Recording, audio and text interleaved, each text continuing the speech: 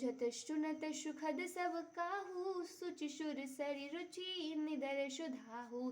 सब किसी को भरत जी की पवित्र चरित्र, कीर्ति करनी, कर्म, धर्मशील गुण और निर्मल ऐश्वर्य समझने में और सुनने में सुख देने वाले हैं, और पवित्रता में गंगा जी तथा स्वाद मधुरता में अमृत का भी तिरस्कार करने वाले हैं।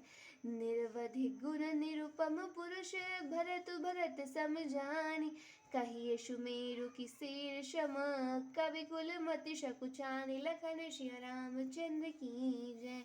भरत जी असीम गुण संपन्न और उपमा रहित पुरुष है। भरत जी के समान बस भरत जी ही है, ऐसा जानो। सुमेरु पर्वत को क्या शेर के बराबर कह सकते हैं, इसलिए उन्हें किसी पुरुष के साथ उपमा देने में कवि समाज की बुद्धि भी सकुचा गई।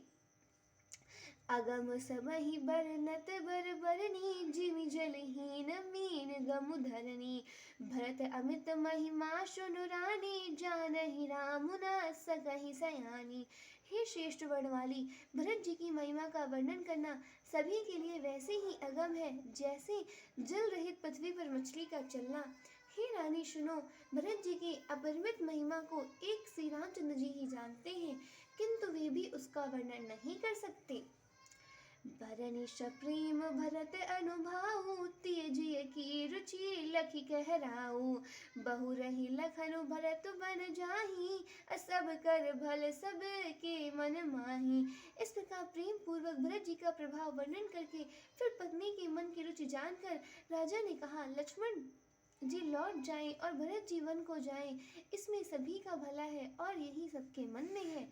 देवी परंतु भरत रघुवर की, प्रीति प्रतीति जाय नहीं तर की, भरत अवधि स्नेह ममता की, यद्यपि राम असीम समता की।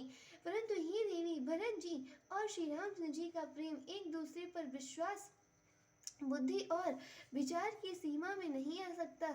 यद्यपि श्री रामचंद्र की भरत की सीमा है, तथापि भरत जी प्रेम और ममता की सीमा है।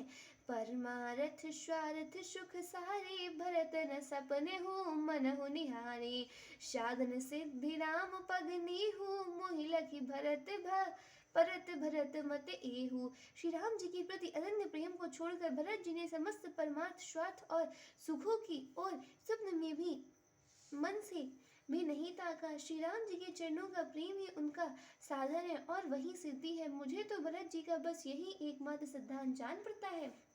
भोर हो भरत न पेरिया